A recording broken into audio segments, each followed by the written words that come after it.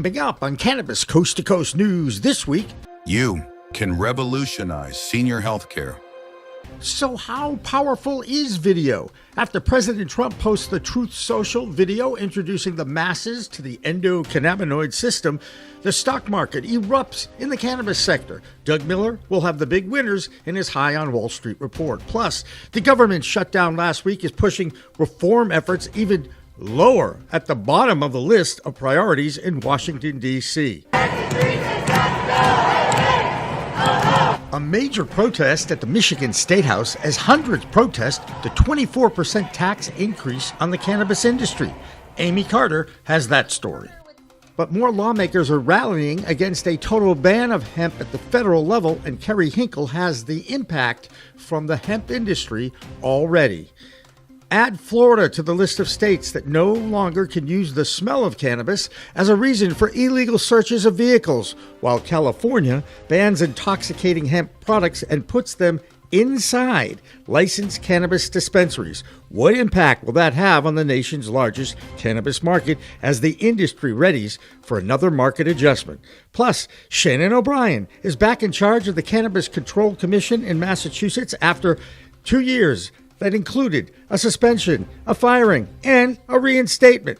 And despite 24 legal adult use states in America, 40 have decriminalized with medical programs, Normal reports that 600 people a day are still getting arrested for cannabis possession and nonviolent crimes. All that and state reports on Cannabis Coast to Coast News next.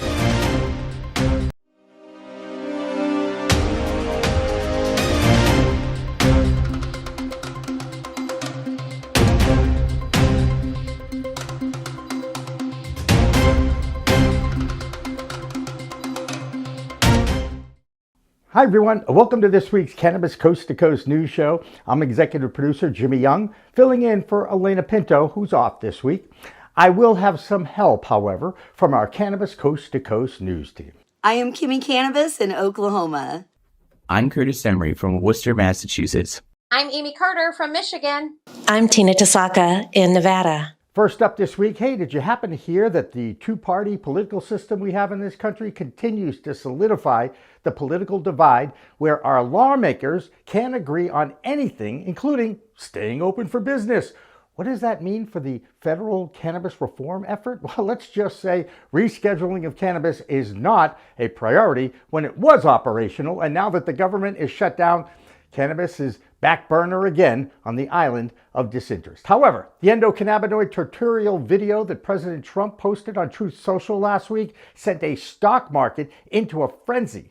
Here's Doug Miller with our High on Wall Street report for this week. I'm Doug Miller from High on Wall Street with this week's Cannabis Stock Report for Cannabis Coast to Coast News. Big waves in the cannabis sector this week after President Trump posted the video promoting the medical benefits of CBD for seniors. In the clip, Trump called Medicare coverage for CBD the most important senior health initiative of the century, and the markets responded instantly.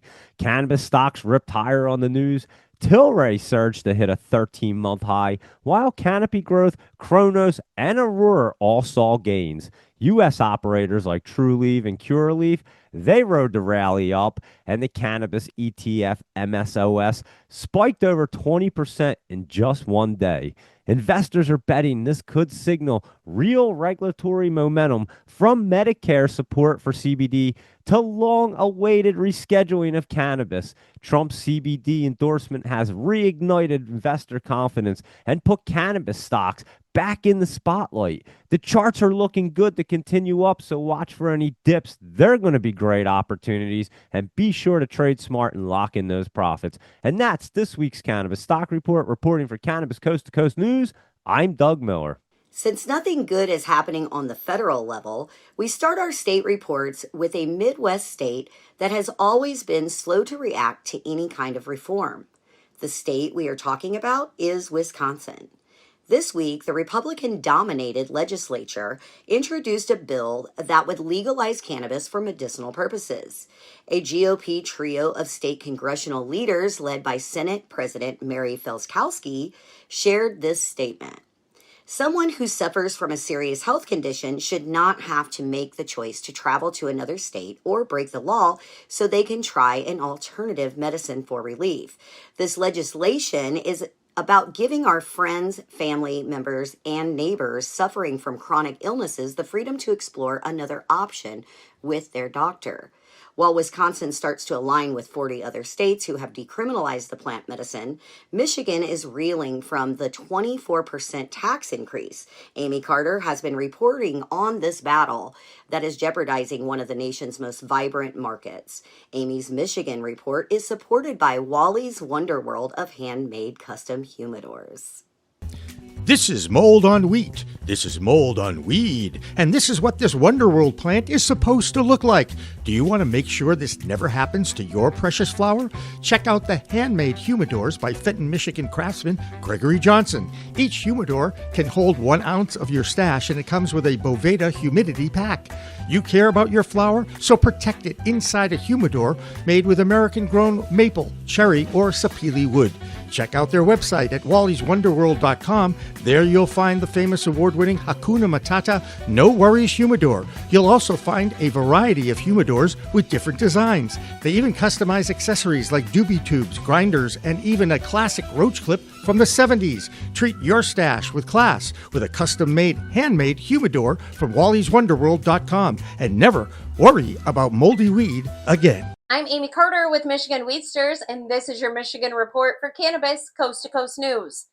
It has been a difficult week for Michigan cannabis. Despite our efforts and massive protests at the Capitol, the budget has passed, lacking in a crushing new tax. Starting January 1st, 2026, a 24% wholesale tax is being added to our cannabis. This is on top of existing taxes, making Michigan one of the most heavily taxed markets in America.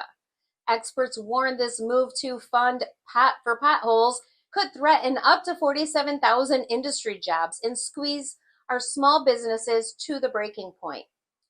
To our friends in neighboring states, especially Ohio, Indiana, and Illinois, we are genuinely sorry. Our highly competitive, low prices that brought you over the border are now jeopardized. This massive tax hike means that soon, driving to Michigan will simply no longer be cost effective for many of you. And we understand that border sales, which account for a huge slice of our revenue, will take a major hit. Consumers here are fighting back with the most powerful tool they have, the Michigan Medical Marijuana Act. The MMMA is a voter-initiated law passed by 2/3 majority in 2008, and its protections cannot be ignored. Many consumers are now returning to the medical card system for tax savings and for the ultimate workaround, the caregiver program. Remember, under the MMMA, a registered caregiver can assist up to 5 patients, cultivating an impressive 72 plants in total right at home. They can try to tax the storefronts, but they can't tax our gardens. To the 17 senators who voted no, thank you for standing with the voters. And to the 19 senators who voted yes, overriding the will of the people, we will absolutely remember you at the ballot box. We have a lot of work to do in Michigan. If you are looking to unite and protect both the spirit and the letter of our voter-passed laws, please visit MichiganWeedsters.com to become a member for only $4.20 a year. I'm Amie Carter with Michigan Weedsters for this week's Cannabis Coast to Coast News. While the federal government has shut down operations and federal workers are trying to figure out how long they have to wait to get their next paycheck, there's some movement on the hemp front. Lawmakers in Washington, D.C., who want to try to ban all intoxicating hemp, are suddenly more willing to listen to the pro-hemp lobby, as Kerry Hinkle tells us in his weekly hemp report. I'm Kerry Hinkle with Bayou City Hemp out of Houston, Texas, and I'm back again with another hemp report for Cannabis Coast to Coast News.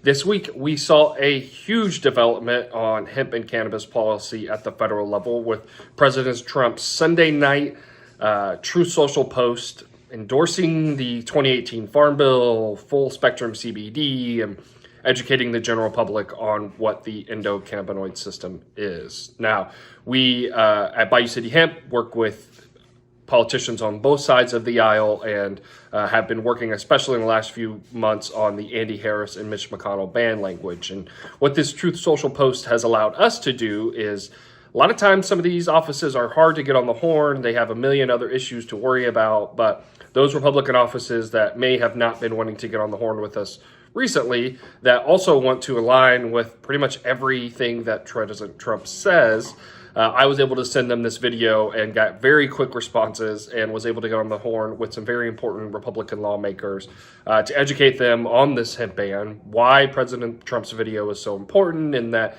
if you want to align with general public polling, but as well as the president's messaging, this is the side of the issue that you should be on. Now, we have talked with folks in the White House and understand that sometimes President Trump just gets on the golf course, a video shared in front of his face. And does that mean that he really understands the implications and what this market does? Is he even aware of what Andy Harris is trying to do? Are things that we as an industry are still trying to figure out? But I will add that this is another smoke signal and indication of where President Trump lays on the issue of hemp and cannabis. And maybe those in the inner circle are the ones still needing to figure out where the president's overall policy will end up landing. But for advocates like me, it's been very helpful to be able to send this message to those on the fence and educate them on what's currently happening and how they can support and align with the president's messaging. So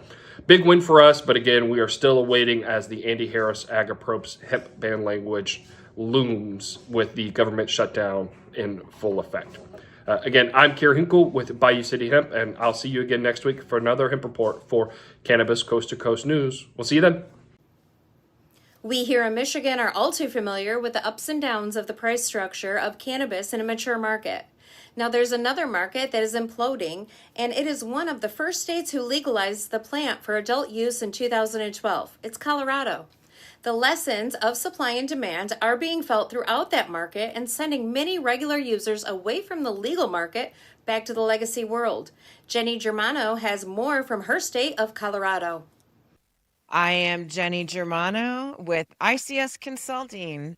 This is the Colorado Report for Cannabis Coast to Coast News. Colorado's cannabis market just hit a new milestone, and not the good kind. Despite fewer growers and attempts to stabilize supply, wholesale cannabis prices have plunged to a historic low, raising concerns about the industry's future. According to the Colorado Department of Revenue, the average market rate for wholesale flower is now about $649 per pound, tying the lowest price ever recorded in the state. That is a dramatic fall from more than $1,700 per pound just 4 years ago. This price crash is happening despite a 25% drop in licensed cultivators over the past 2 years, a sign that cutting supply hasn't been enough to balance the market. Trim and extraction material prices have also tanked, with some products selling for under $75 a pound. So what's behind the persistent decline? Well, experts say several forces are at play. Many remaining growers are producing at high levels to cover their fixed costs, while improved cultivation technology means more product from fewer facilities. At the same time, consumer demands have softened. Some customers are seeking cheaper alternatives, including going back to the illicit market, and heavy state taxes make legal products less competitive. The ripple effects are significant. Dozens of well-known brands and dispensaries have closed or sold locations, and overall cannabis sales have dropped from $2.2 billion in 2021 to about $1.4 billion last year, the lowest in 7 years. Industry analysis warn that unless demand rebounds or regulations ease, prices may stay depressed, forcing more consolidation and potentially driving consumers further outside the legal market. For Colorado, once the gold standard for regulated cannabis, this price slump is a wake-up call. It's a reminder that legalization does not always guarantee a stable marketplace, and that the next few years will test which businesses can survive in a leaner and more competitive landscape. I am Jenny Germano with ICS Consulting reporting for Cannabis Coast to Coast News. The largest cannabis market in the United States remains California, and they've gone through some major legal changes in the recent past. But some good news from that state was reported last week by Dina Nageb, who informed us that Gavin Newsom's proposed tax hike on cannabis, which he was aiming to push through its executive power, was stopped by his state legislature, which rolled back that increase and made sure it remained at the current 15%. Newsom was, however, successful in banning all intoxicating hemp products that were not recognized in the legal cannabis industry. That infrastructure is being doled out amongst the legal cannabis industry, but the full impact of this banning on the total hemp market is yet to be seen, as it is quite new. Oklahoma is a similar state working through a similar problem in which two hemp-based markets seem to be pitted against each other, legal cannabis and intoxicating hemp products. And for more on that, we're going to head over to Kimmie Cannabis in Oklahoma. I am Kimmie Cannabis from Can I Talk About It with the Oklahoma Cannabis Report for Cannabis Coast to Coast News. On Wednesday, October 1st, the Oklahoma Bureau of Narcotics Marijuana Enforcement Team served a search warrant at Harvest Health Dispensary in Sand Springs as part of an ongoing criminal investigation. Agents seized more than 4,100 marijuana plants, over 550 pounds of processed cannabis, and various other marijuana products, citing cultivation and sales without an active OBN registration. Arrests are pending as the investigation continues. While law enforcement continues to pour resources into cannabis enforcement, another story this week highlights the stark imbalance in our justice system. Robert Morris, founder of Gateway Church and a well-known religious leader with ties to President Donald Trump, has been sentenced to 10 years in prison for indecent conduct with a child. Yet he will only serve 6 months behind bars, followed by 9.5 years of probation. The abuse occurred back in 1982 when Morris was a traveling evangelist in Osage County, Oklahoma, and he is now required to register as a sex offender. It raises a serious question. Why are pedophiles getting less prison time than people who grow or sell a plant? Cannabis helps children and adults heal, physically, emotionally, and mentally, while crimes like these destroy young lives, often creating the trauma and mental health struggles that plant medicine can help relieve. That's it from Can I Talk About It with your Oklahoma Cannabis Report for Cannabis Coast to Coast News. I am Kimmie Cannabis. Peace, love, and all that good stuff.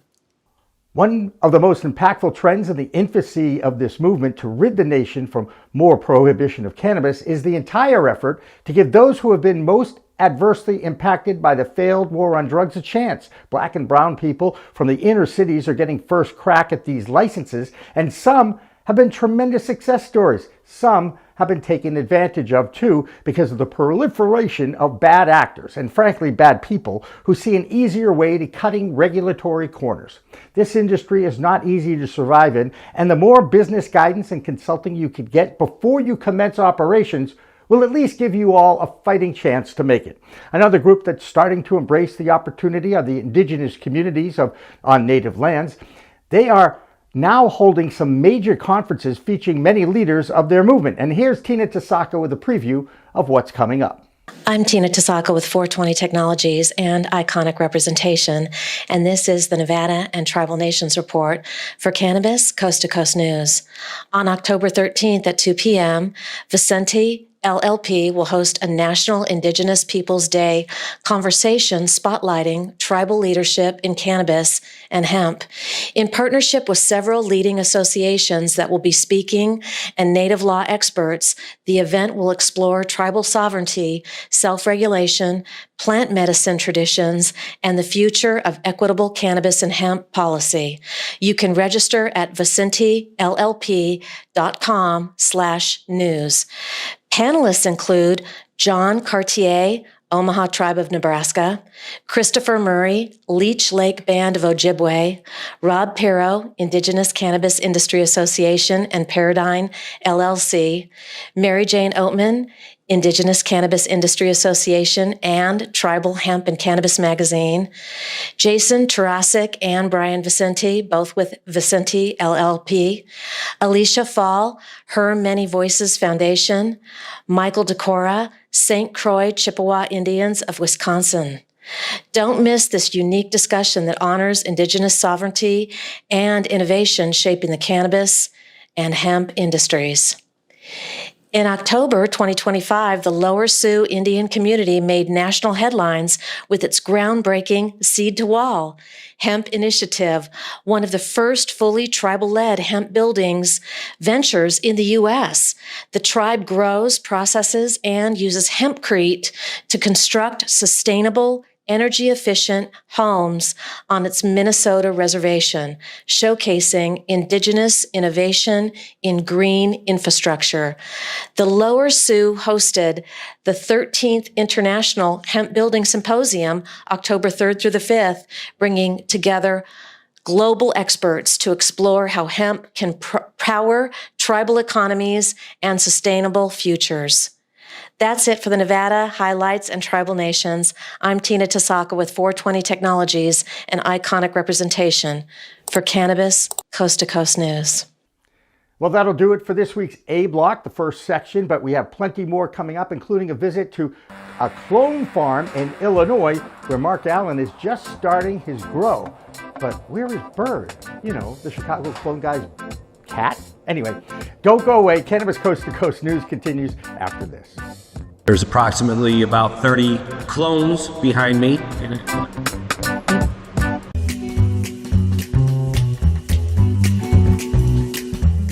Your cannabis business could be overpaying by hundreds of thousands of dollars in federal income taxes because of one simple assumption that you're making about your accountant. A dispensary owner in Colorado called me frustrated as hell. He'd been working with the same accountant for 3 years.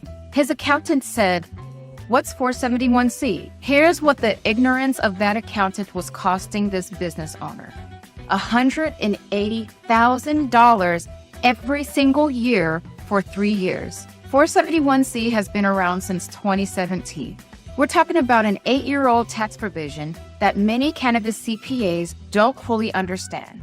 471C is one of the most complex and highly debated tax strategies in the cannabis industry. If you want to make sure you're not leaving any money on the table, I'm offering free 471C reviews this month. Link in the description.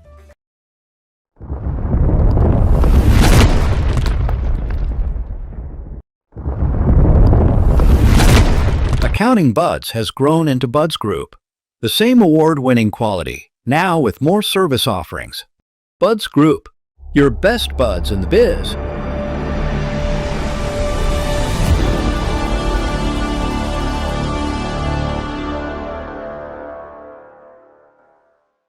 Looking for PR that over-delivers on expectations?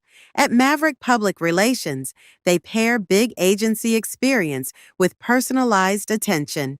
From launching award-winning brands to securing top-tier media hits, their data-driven communications team helps visionary leaders and entrepreneurs rise above the media noise.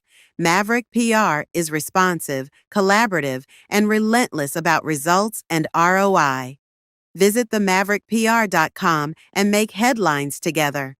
If you want to make history, if you want to be part of history, if you want to say you helped legalize marijuana in America, now is the time to join us.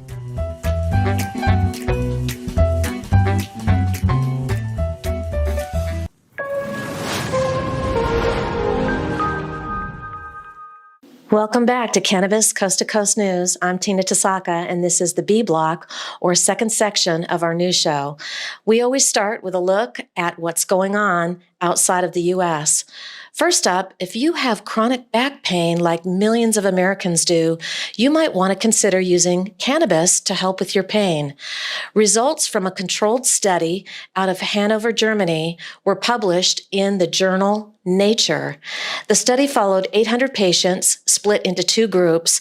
50% received an extract containing cannabinoids, including a microdose of THC, while the other half received a placebo.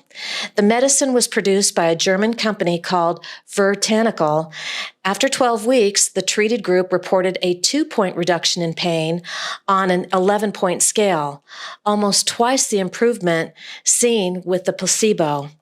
Dr. Michael Karst, the study's author, reported that cannabis can significantly reduce pain and improve physical function in patients with chronic low back pain without the safety concerns commonly associated with opioids. Dr. Karst is a pain specialist at the Hanover Medical School and a consultant for Vertanical. Our regular reporter in the UK, Dave Barton, attended a hemp conference in Iceland this week. Here's his report. I'm Dave Barton from Thermador with your UK Cannabis report for Cannabis Coast to Coast News. A new study shows that full-spectrum cannabis extracts offer significant pain reduction in patients with chronic lower back pain. The Phase 3 trial evaluated VER01, a full-spectrum cannabis sativa extract, in 820 people and found that more than half achieved at least a 30% reduction in pain, alongside improvements in sleep quality and physical function. The study, conducted at Hanover Medical School in Germany, has been praised by medicinal cannabis advocates in the UK, including former government drugs policy advisor, Professor David Nutt. That's all for this week's UK report. I'm Dave Barton from Thermador, reporting for Cannabis Coast to Coast News. This is Debi Facey with the Canadian Coast to Coast Cannabis News Report. So what we have in Canada this week is some great news when it came to the pain management. So what we had was a test that they did for a 12-week or 12-month period, which is a year. It was to use the sesame seed oil with a full spectrum cannabis extract, which is most likely RSO. And what they did was they were able to utilize this test and see that over, not only did the pain management actually become way more manageable, avoiding any sort of opiates that are going to be normally prescribed, but it had helped over 500 million people worldwide throughout this whole trial period, which is a great scientific fact, especially when it comes to us creating more pain management, especially when it comes to the cannabis industry. So this is a great thing. The next thing that we have in Canada is that we are now using the overall GSM-1 barcode system, which means that this standard barcode system is going to be something that is going to be a lot easier for more of these LPs and stores to be able to follow along when it comes to their stock, when it comes to their batches, as well as any recalls that have to be done. So when it comes to Canada, this is Debi Facey with your Canadian Coast to Coast Cannabis News Report. Peace. If you are thinking of a trip to Florida, you might be relieved to know that Florida's police can no longer use the smell of cannabis as a reason to stop and search your car. This week, the District Court of Appeals in Florida's 2nd District ruled on a case where a man on probation was stopped because of the smell of cannabis in his vehicle. The police ordered the occupants out of the car and then conducted what was actually an illegal search when they found weed in the vehicle. Now, the judge's opinion set the record straight for law enforcement. Judge Nellie Kuzam's decision said, quote, "For generations, cannabis was illegal in all forms, thereby rendering its distinct odor immediately indicative of criminal activity. But several legislative amendments over the years have fundamentally changed this definition and the regulation. The cumulative result is that cannabis is now legal to possess in multiple forms, unquote. Illinois is still trying to figure out what to do about the very same issue, but right now our Illinois guy Mark Allen is ready to launch his clone operation just outside of Chicago. Here's Mark, the Chicago clone guy. What's up, everybody? I'm Mark Allen, the Chicago clone guy, reporting from just outside of Chicago, Illinois, at the Chicago cloning facility. And what you see behind me is the beginning of the clone nursery. There's approximately about 30 clones behind me. And there are 9 different strains from breeders all across the country.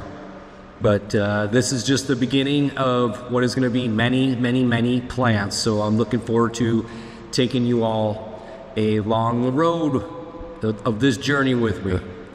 But the reason why we're here with Cannabis Coast to Coast News is to talk about the news. So Curaleaf cannot keep itself out of court. One of its old regional compliance directors is suing them, alleging that there has been systematic diversion at Curaleaf. And if you're anything like me, you're wondering, what is systematic diversion? So I kind of had to look it up. I had my suspicions, but what this gentleman, the old regional compliance director, is saying that, simply put, there's a lot of theft going on, and that theft is making it into the black illicit market. On top of this, he's also alleging that the Department of Agriculture has flagged them for numerous violations, citing health concerns, environmental concerns. There's also other whistleblowers from inside the organization that have cited them with issues that, simply put, they're saying that Curaleaf just covered up and didn't do anything about, allegedly. So there's big things happening with Curaleaf. But in other news, Monticello, Illinois banned all synthetic Delta H, synthetic drugs, and kratom, which people there are a little upset about because they were using that in place of painkillers, which I've actually taken kratom, and it acts like a painkiller. That's not for me. But anyways, that sums up the news for Illinois. I'm Mark Allen, the Chicago clone guy, reporting for Cannabis Coast to Coast News. This was the first week back at the helm of the Massachusetts Cannabis Commission for Shannon O Brien. She's the one who was suspended, fired, and then reinstated after a 2-year court battle. She's already upsetting the cannabis apple cart with another delay in rolling out the social consumption rules and regulations that had made progress when she was in the doghouse. With more from the Bay State, here is Curtis Emery. I'm Curtis Emery, a bud tender from Resonate in Worcester, Massachusetts, with the Bay State Report for Cannabis Coast to Coast News. O'Brien returns as the chair officially for the CCC this week as she led the first meeting back since her return. At this meeting, O'Brien pledged to recommit the CCC to be more just and a better, more trustworthy regulatory body. O'Brien says this is not a return for her, but a new beginning for the regulatory body as she sees it, which should move forward with purpose and justice on the forefront. Another decision from the CCC, they decided to send back a drafted penalty against the Boston Bud Factory, a Western Mass dispensary, which has been in hot legal water since they engaged in illegal promotional activities, including operating a joint vending machine at a arcade in Western Mass, as well as operating a social consumption table at a block party, of which the dispensary neither controlled nor established an age gate to verify the legal consumption age of any of the participants at that block party. The proposed punishment included a 14-day suspension of cultivation and retail activities, to which O'Brien questioned whether or not this would have an appropriate effect on the higher-up management of the company or a disproportionate effect on the low-wage workers at the cultivation and retail sites. With this industry, the real backbone is the cultivation workers and the bud tenders. These are the people that actually move the industry. And I think the CCC made a great decision by questioning those penalties, sending them back for revision, and hoping for a better result, which would place the BAME where it deserves, on the C-suite and the management of that establishment. I've been Curtis Emery with the Bay State Report, Cannabis Coast to Coast News. There's a new definition of what is legal hemp in the state of Georgia. A passage of Senate Bill 494 this past week has redefined THC to include THCA after decarboxylation. You can find THCA in many products at legal licensed dispensaries, and the unregulated hemp market. THCA and the decarboxylation process allowed wicked smart scientists, chemists, and botanists to figure out a way you can get high when you ignite it. While the government created this as a result of the 2018 Farm Bill, lawmakers at the federal and state level continue to struggle with understanding the science behind the plant. Like many humans, the easy way out is, of course, to just ban these products. But if you've learned anything about hemp and its derivatives from the battle in Texas, regulation is much more a fair way of approaching these new frontiers for intoxication. Banning these hemp products has been in the crosshairs on the national front, as well as targets for lawmakers in all states. Now it's Virginia's turn to fight against that movement. Here's Joe Parsons with the Virginia Report. I'm Joe Parsons with the Virginia Cannabis Connection from Higher Education's Coffee Talk, sponsored by 97.5 3WV, and reporting for Cannabis Coast to Coast News. The Virginia Department of Agricultural and Consumer Services, or VDACS, has sent out letters to all the businesses that sell hemp-derived products and THCA flower. That, effective immediately, Virginia officials will be inspecting and doing testing and evaluations on all products sold in the Commonwealth. The Farm Bill of 2018 allowed for a loophole that would allow for products like THCA to be sold under guidelines as long as they were in compliance with VDAC's regulations. THCA only turns into Delta-9 when it is heated. Therefore, by dry weight, these products were legal and covered under the 2018 Farm Bill. However, Virginia, following the path of the lawmakers in Texas, are now going to enforce the total THC count, including THCA, before heat is applied. This move will ravish the hemp and THCA legal market. Companies like Higher Education are directly in the line of fire. They have made a legal THCA line a staple of their inventory. And stores like Skooma and Greener Things will be hit even harder, as hemp-derived products are basically all they sell. My co-host and friend Seth from Higher Education has already pulled all of his THCA flower and vapes from shelves to be compliant. But other stores are refusing to move their inventory. And it seems like they're in denial that the rules will not affect their businesses, and they claim that they'll still be in compliance. Rumor is some are even including CBD distillate for free. That way, the THC to CBD 25-to-1 ratio is still met. This move will also push more and more consumers without medical cards back into the legacy market once again, and is a reason to vote in the upcoming election. The future of the market depends on your voice. Lastly, this week on Coffee Talk, I was honored to have the editor of Green State, Rochelle Gordon, on the show. She's one of my favorite cannabis journalists, and another one of the nominees for Cannabis Journalist of the Year. It was great to share her story and a few other cannabis stories with one of the best in the industry. Well, that's going to do it for this week's Higher Education's Coffee Talk, sponsored by 97.5 3WV in Charlottesville, and reporting for Cannabis Coast to Coast News. I'm Joe Parsons. Until next time, stay lifted. Did you know that despite 24 states still enjoying an adult use open market for legal cannabis, and another 16 who have medical cannabis programs and have decriminalized it, do you know there's still 600 arrests every day for nonviolent cannabis crimes in this country? That stat, courtesy of our friends at Normal, but they also report that 50% of all arrests in Alabama are for possession crimes of cannabis. Well, that state continues to crack down on the hemp industry, and according to our own Jennifer Boozer Stewart, 90% of the hemp businesses in Alabama have been shut down and closed, and that includes her own. Needless to say, Jennifer's pretty perturbed, bummed out, upset, since she's very proud of her Southern heritage and her home state of Alabama. To make matters worse, the football team is having an off year. Here's Jennifer Boozer Stewart with this week's Alabama Cannabis Report.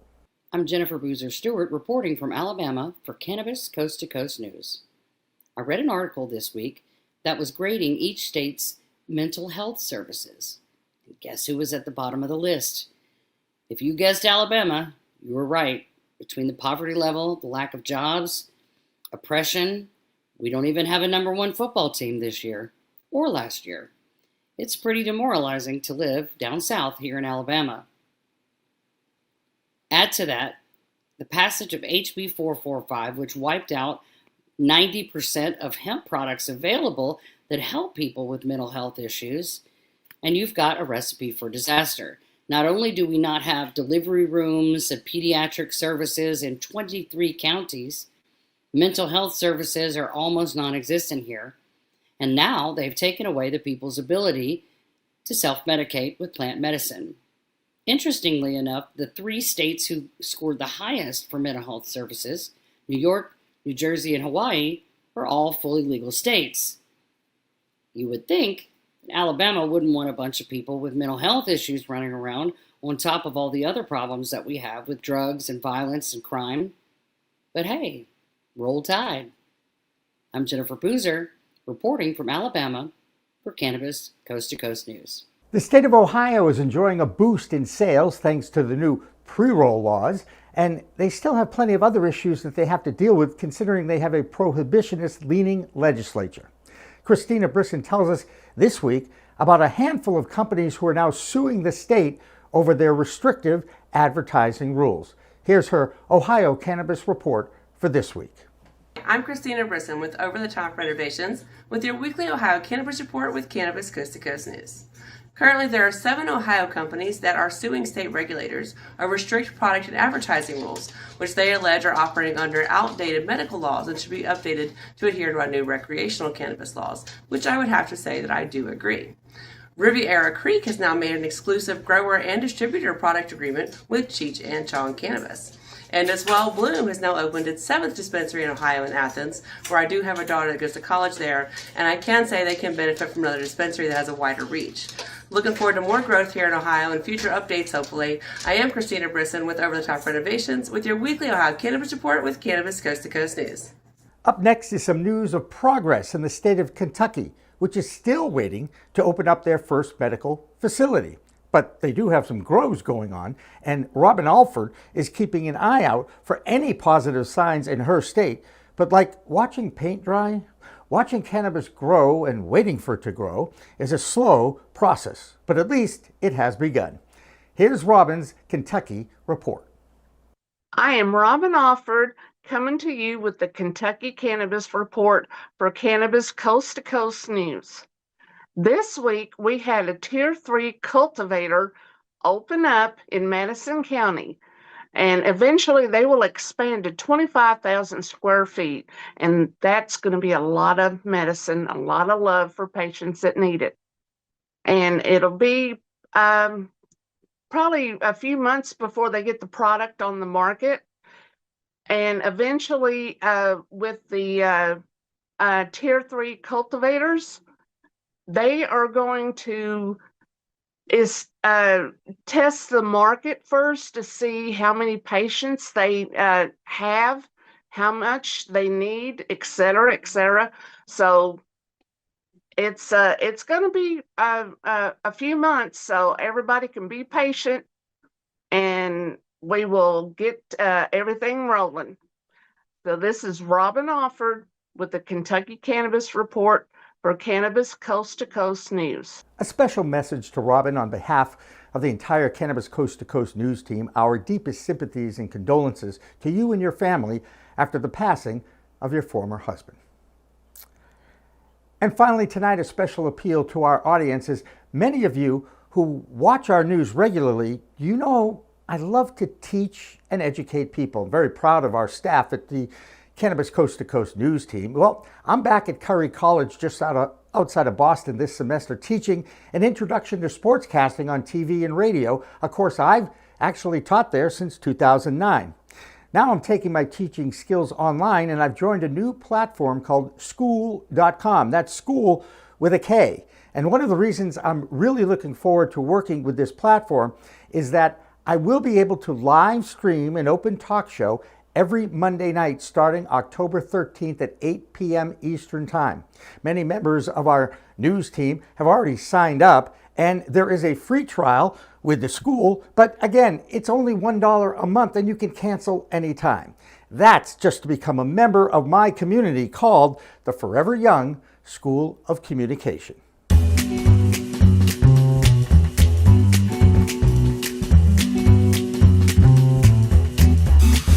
Hi, I'm Jimmy Young, and it's time for School.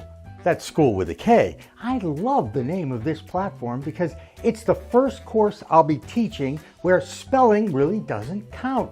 It's how words sound, how you pronounce them, and how clear your speech is. Do you have the mumbles? Do you have the dreaded itis, gap fillers? The course is called Teaching Generation Text to Talk. I've done this for decades as a professional broadcaster on TV. I've even won an Emmy Award as a sports talk show host for a kids show I co-created in the 1990s for the TV channel that I worked for in Boston. I've mentored hundreds of young people on their journey in the broadcast community, and I'm sure some of them will join me to share what they are doing now. And the whole idea of this is to get people to listen when you talk and to get them to understand you. I use the decades of experience I have in broadcasting to share the tools and exercises that will improve your oral communication skills, even the nonverbal ones. You know, many speech experts believe that 90% of communication is nonverbal. Do you make eye contact? Do you talk with your hands, like I do? Is your handshake firm or wimpy? All these skills will help you build your confidence by putting the phone down and actually talking to people. Do you have a personal elevator pitch? Who are you?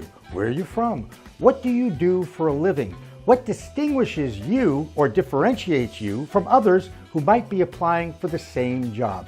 I've got 10 one-hour lessons that I'll be offering to individuals or in groups of 5. I call the workshops EPIC. That's E for enunciation, P for pronunciation, I for inflection, and C for cadence. I'll also be offering a free 1 hour, once a week call-in show where you could just join me to ask any questions you want. I've got a background in sports, so I love to talk about that, but I've also built a network for one of the most controversial industries in modern society. That's right, it's the cannabis industry. I'm the executive producer of the nation's only TV news-style show called Cannabis Coast to Coast News with the very talented Elena Pinto. Now, it's all about learning how to talk, to speak, to communicate like a broadcaster. It's epic. So join my community that I'm calling the Forever Young School of Communication. Sign up for the first course, Teaching Generation Text to Talk. And for now and forever, I'm Jimmy Young, and I look forward to talking to you.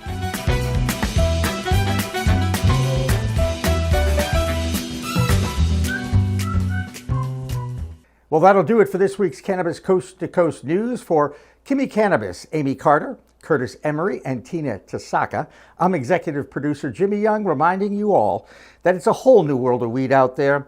Please educate yourself and consume responsibly. Elena Pinto will be back next week.